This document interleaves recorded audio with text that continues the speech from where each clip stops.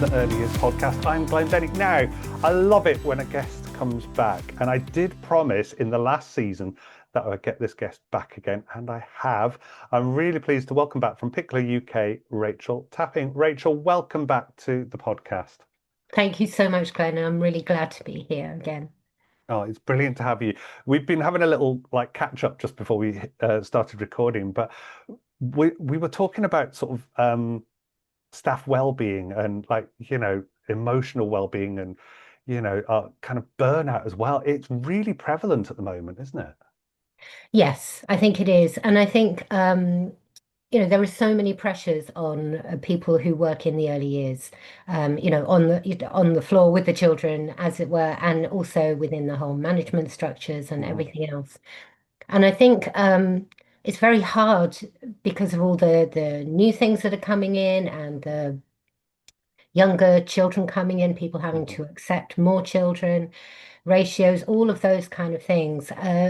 I think one of the biggest problems that I see is that people don't have the time to take a step back and mhm. think about how to maybe reorganize or to work out different ways of practicing so that they can take themselves into consideration. I mean, this is one of the things I talk a lot to practitioners about is how do you how do you put yourself in the picture and parents as well? Mhm. We're so motivated and inspired to put the children at the center of everything, which they really do need to be Mhm. on the one hand.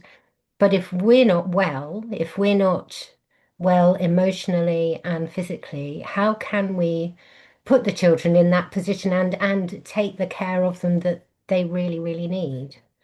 I think that, yeah, I mean, there was bits you were saying there, and it's resonating with me that very heart of everything we do, yes, there is the child, but then around the child is us as the key person or that close bonded person that the child has out with the home. And it is really important that actually when we're thinking about the child's welfare, we've also got to think about our own, because like you say, if we're not feeling 100%, then we're not giving 100% to the children in our care. And that's important. And I think we always forget that. Like you say, there's a high pressure day where we've got so much to get done. You've got your routines, but actually we need to slow it down a bit, don't we? Yes, and that's actually a key Pikler message anyway, even just in way we are with the children, is to slow down. And I've heard people say, yeah, slow down and then slow down some more. I mean, it's like, and I think for many practitioners, particularly, I'm talking about, but I know this affects, everybody on whatever level you're at. Um, the idea of slowing down when you feel the pressure of having to do so much is the sort of thing which makes you just go, what on earth is she talking about? Because how can I slow down when I've got this many nappies to change, or Mhm, we've got a meal to prepare, or we've got um, lots of mess everywhere and we need to tidy up for the next thing, or whatever it is, we've got our routines, we've got our rhythms to the day, but there is no time. And I've got to take my break now and I've got to do this. And, there are so many pressures already that mhm. slowing down just feels totally impossible, really. And I think this, so I was just thinking when you were talking just now that when you're then faced with someone saying something like that to you, and it makes sense, that actually that would be the best thing to do for everyone. But, how do you actually make that happen? And one one thing that I one thing that I try and do for myself and for Mm, people around me is like think of what is the ideal. If I could start from scratch, from the bottom up, to, say you're working at, you're a room leader or something. If I could mhm, start from the bottom up, what would I want? What's the ideal for me, my team, and the children? And to sort of start from a base. Then looking at all the different areas of what you need to do in the day, the care moments, with nappy changing, getting ready for sleep, those kind of things.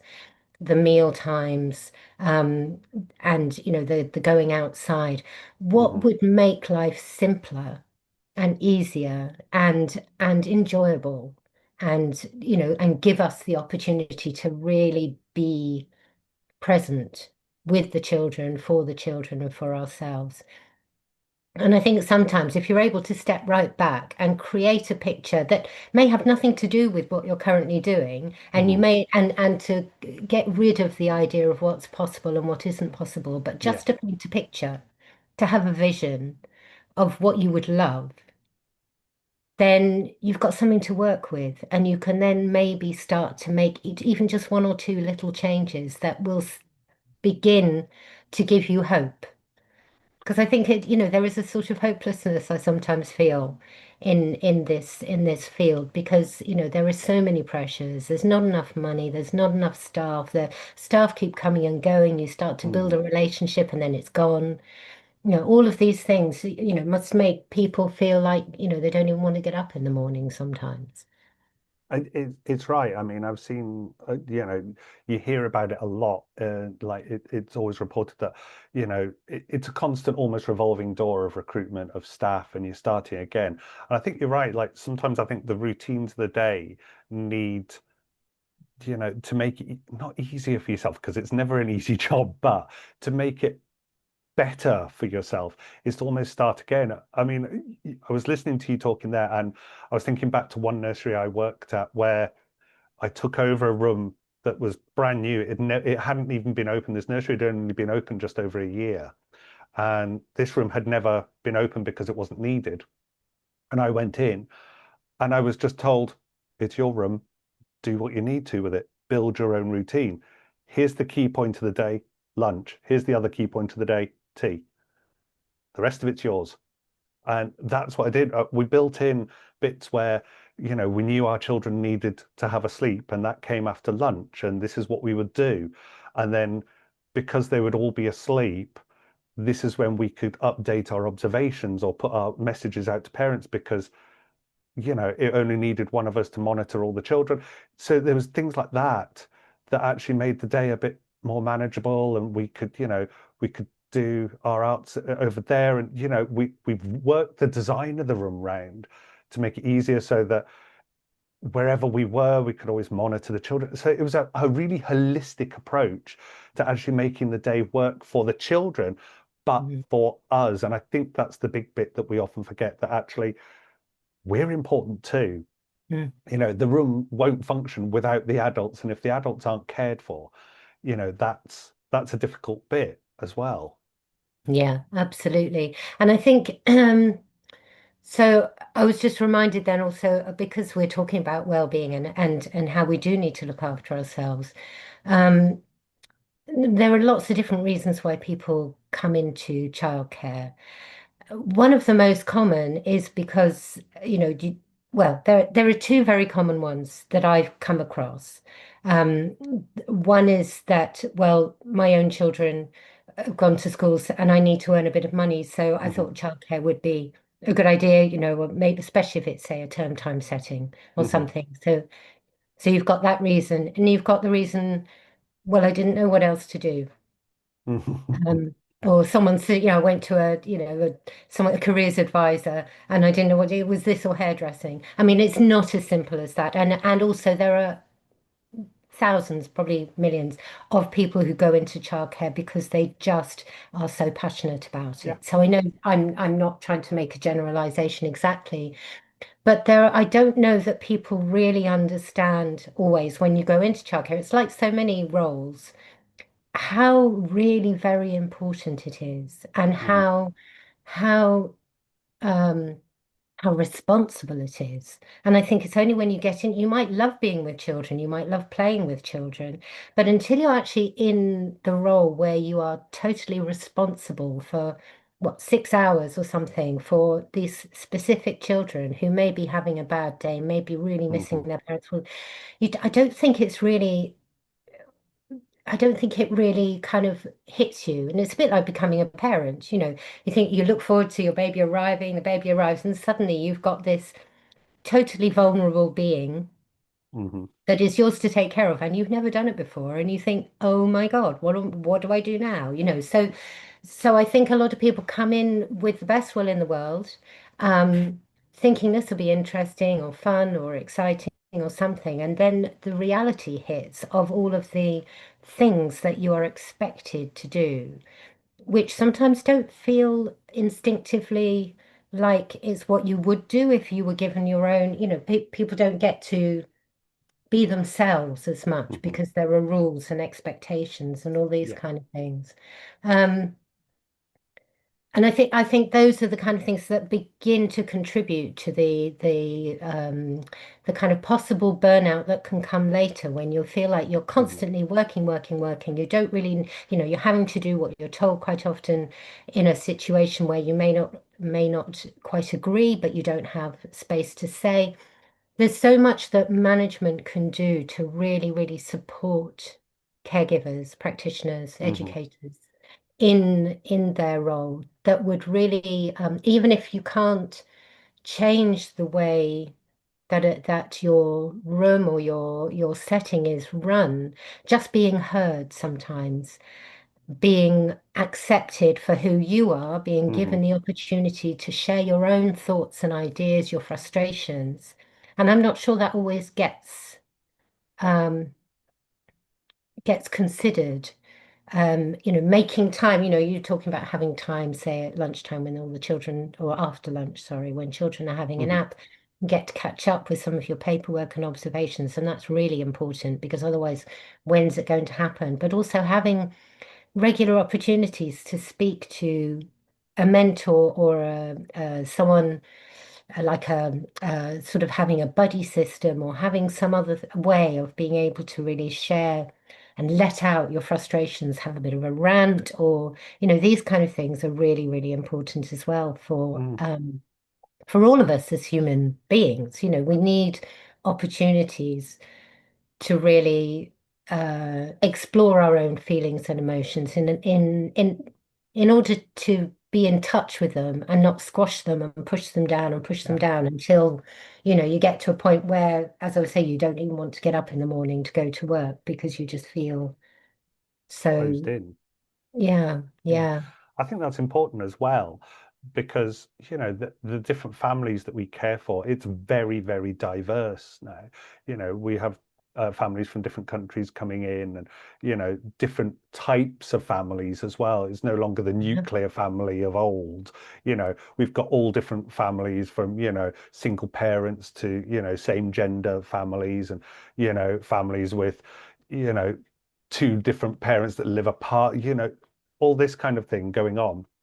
And I think that's why it's important that we celebrate and make our unique and diverse workforce feel valued as well, and actually tap into those uniqueness and unique talents and things as well, that they should be allowed to be themselves, providing it's obviously appropriate for children. yeah. If you're a heavy metal drummer, possibly not. It might be a bit loud for small ears, but you know what I mean? It's like the uniqueness of our core workforce should be celebrated. Yes, absolutely. I mean, it's such a that there are so many complex issues here to do with well-being because, we are more and more realizing how many people are coming into the workplace who have their own uh, differences. Hmm. Neurodiversity is such Yeah. a nicely now spoken about and open topic, which no one had really talked about at all when I was growing up, or even, and my own recent ADHD diagnosis Hmm. has really helped me as, in many ways. I mean, it hasn't changed much about the way I do things, but at least I understand myself a bit Yes. more. Um, but I think also, we have questions around, if a if a setting is inviting people with so I still struggle with the language, neurodiversity. Hmm. I never know what the right way of describing these things are. But supposing you're hiring people with, say, ADHD, for example, and they are a bit hyperactive, how do we support those people to be able to also still be slow and calm and do themselves justice in the role and Hmm. support the children and support each other while still having outlets for their creativity and their need to sometimes be able to maybe go and jump up and down outside, or to let go of some of these things. This is Yeah. a really, really hard, and for managers, I should imagine this is a massive um question for them, or it should be, a Hmm. question that, how do we fully support the workforce? Um, I mean, I have a colleague who, Christine Wilkinson, who that came up with a great quote, something that I now quote quite often, which is, "It's more than just a box of chocolates in the staff room. This is Hmm. not the way to take care of your staff. But because, as we were saying before, I mean, you mentioned in our chat beforehand about the new EYFS stuff that's coming in, and we have, you know, ratio. It, ratios are never really quite good enough. We could always do with more adults in the room. We Hmm. always come across settings where people say, well, I couldn't leave the room because if I went, I needed 10 minutes for myself. I knew I was struggling. So but I couldn't leave the room because then the ratios are out, and Hmm. there's just not, the resources are not there. So it feels a bit like we're banging our heads against brick walls when we want to support each other. We want to do the best for our children, but our hands are tied. I mean, it's a really difficult question, isn't it? But I I do, however, think there are things that nurseries, many, many nurseries could do to take some of the weight off Hmm. um, the caregivers. And I could have some suggestions if you're interested in what we actually try to do for the children, simplifying. Yeah, I know. Just before we do, I was thinking back to when I was a manager, and one of my key focus as a manager, apart from the intake and everything else, and overseeing the curriculum and the thousand other jobs, but my main focus, above all else, was how are my team? And I Mm. know I wasn't the only manager to do this, like there's plenty of No. other managers that really, really do. I mean, my current role, my manager is exactly the same because, like I'm late in life being diagnosed with ADHD. And the first thing my line manager said to me was, how can we support you? What do you need from us? And like, wow, okay, instantly I feel supported. But that was what I did. I supported the team. I got to know my team, and any nursery manager who's not overwhelmed with paperwork and things like that will focus on their team and knows all about their team. And that was the bit. It's like if one of my team was feeling a bit frazzled and just needed 10 minutes out, you're like, no problem, I'll step in. That's no problem. I'd rather leave the paperwork, whatever, I'll catch up with it at some point sometime, don't care. I care about my team because they when they feel cared for and supported, the instant well-being of the children becomes high priority for them because they know that I've got their back. And I think that was hugely important for me as a manager, that I had their back. Yeah, yeah, absolutely. And that's what's needed. But and I think you know, I think managers are under just as much pressure, and they Hmm. also then need someone to go to, and it's having this sort of, the buck stops somewhere, but it's making sure that, maybe creating communities and networks Hmm. so that managers within a certain area as well, so that you're talking to people who are working in a similar geographical area to you, so are coming up against the same issues, maybe of whatever it is, deprivation amongst children, or being in a rural area where it's hard for, to visit place, or, do you know what I mean? Sort of having Hmm. local networks so that you can really just kind of have somebody who can call up and say, oh, I'm having a really bad day, or this has happened, or, Yeah. oh, I've had this really great idea. I wanted to share it with you. All these kind of things, having all of that. But I think so. For me, I mean, as I'm talking, I'm holding in mind this. So I run workshops at nurseries for Hmm. caregivers, and I'm always so very grateful for the practitioners to turn up. Hmm. These are usually settings that are open all year round. So they don't have inset days, they don't have half terms and summer holidays. So it's full on, and they're Hmm. giving up a whole Saturday. If you give up a sat when you only have 2 days off a week, I mean they're not all full time maybe, but you know what I mean. When Yeah. you're on all week, you maybe have your own children at home or parents to look after or whatever it is, and you give up a whole day to come and spend with your team still. I'm quite in awe of them for coming and doing that. I mean, they don't have an awful lot of choice sometimes. We're doing this, you need to come. But Hmm. I am very grateful. But I have an image of a particular occasion where there were a couple of members of staff, and they hadn't attended one of my workshops before. They were both quite new to the setting. They really, really struggled for the first half of the day to even just sit down and just take the time to be in the space. And one of them did articulate to me eventually, because it was really it was unusual and it felt quite tricky to me because I hadn't come up against this before. They Hmm. were, there were some giggles and there was some having to get up and walk out of the room and things like this because one of them said to me, I'm not used to it being this quiet. I don't know what to do. You know, the it gave me the impression that during the working week, when they're at work, there's just stuff going on all the time. There's noise, bustle, hustle. It's just so busy and that's the speed that you're going at then. You're Hmm. constantly at that speed and not really being able to switch off. So coming back in on the Saturday, it was like, why is it so quiet? Why is it okay for me just to sit on the floor? Why is that? Why am I not able to cope with this? It was really, really interesting. And I think this is part of the issue for me is that the nurseries themselves are so busy. There's so much going on. And there's so much pressure on the practitioners that you're not just taking care of the children.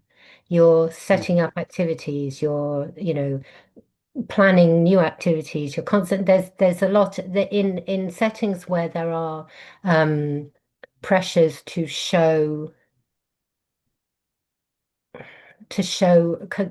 constantly be trying to prove something Yeah. to someone who's might be going to inspect or ask you questions or whatever. That puts so much pressure on everyone to make sure they observe certain things in the Hmm. children, to make sure they can do this. We have to make sure they can do that. And this is where coming back to taking a different viewpoint, I think is really helpful. Um, Within my work, I've realized more and more that generally we take the view of nurseries as being preparation. We're always preparing the children for the next steps. Hmm. And within the Pikler approach, we talk very much about sort of being with the children where they are. So, Yeah. like you meet them where they are and you let them practice the skills that they already have, which then lead them naturally on to learning something else, the next step. Hmm. And in order to do that, if you can give them just the freedom of a lovely environment where they can really choose exactly what they want to do, then they really don't constantly need to be stimulated with new ideas, resources, Hmm. and everything. Having a just one, no, a room that they are familiar with, where they come in and every day everything's the same, so that when they come in, they can go and find their familiar favorite thing or the thing they were doing last, Yeah. do some of that, and then maybe choose to do something else. And within that, the practitioners then they're role is to just be able to oversee that, to prepare that environment, to look after that environment, but not to be constantly having to get tables out and set up this and then to clear all that away and deal with all Hmm. the mess and then do this. And some of the rather artificial things that, I mean, I'm speaking quite plainly here. These are not criticisms. Hmm. These are things that have built up again from this top-down approach of how do we prove this? How do we prove that? Getting rid of some of the ideas that we have to create crafts to send home to show parents that they've done Hmm. something. One of the things I really like is if I go into a setting and there aren't any um, very similar pictures all over the walls done by the children because Yeah. they've all been encouraged to do the same thing. Where's the freedom of expression? Where's Hmm. sure, have some art materials, but have them out all the time. Just have them Yeah. available. If the children are too young to cope with paint without making a huge mess, don't give it to them yet. They'll have their time when they are ready. If they're not don't give them food to play with because we don't play with food, we eat food. And then at meal times, you won't have so much food being chucked around, maybe Hmm. because they understand that food is for eating, not for playing with. The messy play is in the garden with mud and sand. And I know not everybody has a garden, so it's great to be able to find another way for children to explore different textures and all these Hmm. kind of things. Um, yeah, I feel like I'm throwing lots of things out here, but I think if we can simplify the rooms and create just a beautiful, homely environment where the children can come in, feel safe, feel loved, explore and play freely, it's simple. I'm not saying it's easy, but No. it's simple. And then caregivers can just get on with their job of taking care and building relationships and just being themselves with the children and not Hmm. feeling like they're constantly having to race around preparing, doing, meal times, like you say, are important, sleep times are important. Um, and anything in between that can be led by the children and Yeah. not have to have adults constantly feeling like we have to be stimulating, entertaining, and really using up all our energy on these things, which are often even frustrating for the children, let alone for us as adults. It's about trust with the children as well.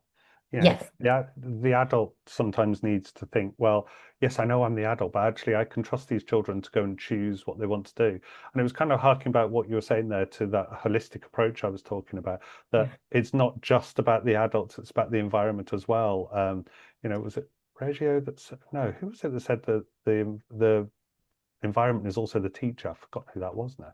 It's gone right out of my head. But yeah, the environment is also important. That is an important factor of what we do. So having these lovely, like you say, the homely environments where the children know where things are, that's important as well because the children, if they're feeling a little unsettled, if they can go to something that's familiar to them and that gives them comfort, they'll go straight to that. They don't necessarily need their adult, but the adult is there and the adult is then actually free to come and support them if they need it, rather than being tied up with, like you say, putting stuff out and dragging children to come and do this activity.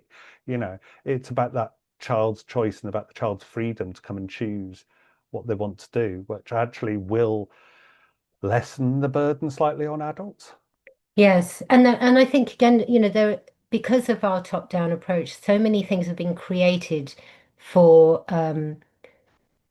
for for giving children certain experiences, but they're not very holistic. Again, it's a really great word, and I think this is something that we need to maybe think more about is having environments, settings, nurseries that are looking more holistically at the whole picture. Um, and you have people who, you may be given, as if you're working for a setting that's maybe part of a chain, you may have a budget for bringing Hmm. people into the setting to do something Hmm. specific. And you've got to, at a certain time when all the children have to do some dancing or some singing or some sciencey stuff or something else. And whilst I totally respect the people who have created these approaches and these things that they're taking in, and I know sometimes it's their livelihood and things like this, I still think that it's the wrong approach because we don't need to be educating these children. What we need is for them to I mean, if you want to use the word, educate themselves by being able to explore the things that Hmm. interest them at a time that interests them. Um, and and so we're again, it's trying to step back and think what, when a child is of this certain age, what are they interested in Hmm. naturally? What can we give them in this environment? And also making sure that within, you children of say you've got a few buckets or something, and you've got some things you can put in buckets. You have to make sure you've got a minimum number of things, like five or something, so that if one child comes and starts filling up a bucket with, I don't know, bricks or Hmm. something, and emptying them into another bucket and sorting out some other buckets, the other child who sees that and is inspired by that also has enough buckets to be able to do that. So that you're removing this possibility of conflict because this child comes and takes all their buckets, and then there's this thing, and then you've got to intervene constantly. Um, I mean, there are so many questions about how we are with the children and how much we allow them to struggle as well with Hmm. dealing with their own issues around conflict and things. We step in so much Yeah. that children don't get to learn about these things, and actually then they are, um, what we resist persists. So the more we step in and try and stop these things happening, um, the more they continue because the children need to learn this. They need to work Hmm. out for themselves. And it's like, learning how to move. I mean, we've talked before probably about things like, the younger children who there aren't as many in settings when they're very young, but sort of putting children on their tummies before they're ready. We're doing things to children. We're propping them up. We're standing them up. We're getting them to walk. We're intervening so much in babies and toddlers and young children's lives in ways that use up a lot of our energy if we go back to that looking after ourselves, and at the same time are unnecessary Hmm. in that there will always be some children who will need a little bit of extra support or help, but sometimes that can be verbal or just a hand that offers something, or a person just smiling and saying, "Ah, I can see you manage that," or "I can see that's quite hard work for you." Or I wonder how we can do that differently. It's just being a presence, being that calm person who is just available, but not racing around doing, sorting. Hmm. There's a different kind of energy that I think we can bring to a setting and to the children, which actually opens everything up, um, slows everything down, Hmm. and creates a space for the children at the same time. So we're kind of looking after everybody by actually saying, do you need to be doing what you're doing? Or can you actually just sit for a moment and just see what the children are doing? See what happens when, I don't know, this child takes away the bucket from that child. What's actually going to happen? Do I need to step in and say you need to Yeah. share or blah blah blah? Or can I just wait and see what happens? Maybe Hmm. that child won't care at all and we'll just go on with something else. That's fine. Or maybe they are upset and I can observe that and I can say, "Oh, yes, you're a bit upset because they took your bucket." Sometimes that's enough. We children have their own feelings of what's fair and right and wrong and all of those things, and they also Hmm. need to learn how to stand in their own feelings and learn about their own feelings. Um, yeah, I feel like I'm sorry, I'm skipping from one thing to another. All of these things, I mean, it is again, it's a holistic approach. Hmm. It is. Everything is part of this feeling of sometimes stepping into a nursery and feeling like you're stepping into a whirlwind or a storm or something, even when the children are all happy. If Hmm. the feeling is that it's got to be moving and busy and bustling all of the time, again, that's not very natural, is it? I mean, Hmm. we need times of movement or times of busyness, but we also need lots of times to And to be process calm. and to Yeah. be calm and just to do nothing sometimes, both for the adults and for the children. Hmm. They don't need to be constantly. I think Uh, that's it. It's like I say, it's slowing things down when it needs to be slowed down. Because if we're all rushing all day long, most nurseries that, the practitioners are working 10-hour days. And, if you're Yeah. rushing for 10 hours, that is absolutely exhausting. So you need to slow your day down by slowing the routine down. And yes, like I say, we need to have those moments where the children are rushing around outside because they need to be physical, they need to have those big movements, they need to yell and jump and scream and shout and do all of that because it's all built up inside them. But equally, they need to just have that calm atmosphere, and that's where it's important that we slow it down for us as well as the children. Yeah. And I think again, just um, for caregivers who are, working 10-hour days and around all that noise and busyness all the time, it does something to you. It does something to your own emotional state. However, even if you're having a great day and it's all very positive noise and bustle and huddle and everything, I think it's and even if you can switch off when you go home, there's still not time to really be processing Hmm. what you're seeing, what you're noticing. I mean, the the one way to really help, I think, practitioners in this role is to make sure that they have at least once a week somewhere where they can go, where they can just say, actually, I really enjoyed this particular thing that happened.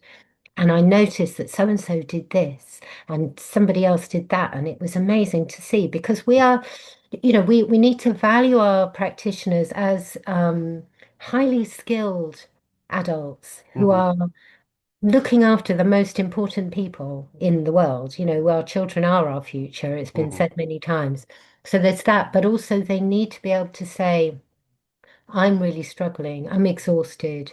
Um, or I'm having a bad day. This thing happened at home, or I had an argument with my partner, or I'm really worried about my mum, or something like that. Hmm. They need to be able to let go of those things in order to be able to be in the room and to be with the children without bringing all that stuff along. I mean, from my parenting journey as well as some of my professional work, where you go into a space and if you're not emotionally okay, it can take the very slightest thing to trigger something within yourself. And we as caregivers and practitioners need to be able to really be in touch with our inner selves in order to be able to give that best to the children. And Hmm. and then in some ways, if all practitioners were given the emotional support, the psychological support that um, really should be given to all people caring for children, parents or caregivers, um, the world would be such a better place, and the environment wouldn't even matter so much anymore. I mean, children can play with anything. Anyway, they don't need toys. They don't need, they just need to know that there's an adult around who they can go to. So we need to be those adults. And in order to be those adults, we need to be able to look after ourselves. And if that means taking time off or um, resetting or having someone you can have a moan to, or, having someone who can actually, or, wouldn't it be great if settings all had, a psychologist they could have come round and have chats with the Hmm. staff from time to time to help them to get in touch with their inner feelings, their own inner child, or their whatever. These are the things that should really be there to support us all. But it's probably quite rare that that is available. So how do we create an environment and a team feeling and a team support that gives the opportunity for everyone not just to chat about what they did at the weekend or what they're going to do, whatever, but to be able to really go more deeply and think about themselves, their relationships with the children, their relationships with each other, Hmm. how to deal with their emotional states, without just sticking the box of chocolates in the staff room and thinking, oh, they'll be fine, or, taking them for a day out somewhere to go bowling. Lovely, but still not really dealing with the actual issues that Hmm. everybody has and everybody needs. Yeah, I mean, I want to change the world. Glenn. I don't know how to do it. But We do. We need to. But yeah, Rachel, time has actually caught up with us. But I this, bet.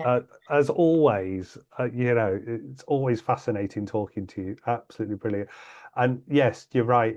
We're important as well. The children are important, but the adults caring for the children are also important, and we need to remember that. Yeah. So, And I know we're out of time, but just to say the reason I've become this way about all of this and so passionate, as you can tell, even though I do go off at all the tangents, is actually because of the Pikler approach. I mean, there will be other things that will spark other people, mhm, but it has so inspired me to look into myself as well mhm. as how we are with the children. And it's just been totally transformative to me. So I just want to say that because I know people listening might wonder and might want to know how to find some of that for themselves. So maybe we can give them links or something. You know, Yeah, there's a we'll put the training links coming in up the and blurb. stuff. Of But course, we will always. But Rachel Tapping, thank you so much for coming back onto Circle Crowd. It's been a pleasure. thanks so much, Glenn. I've enjoyed talking with you.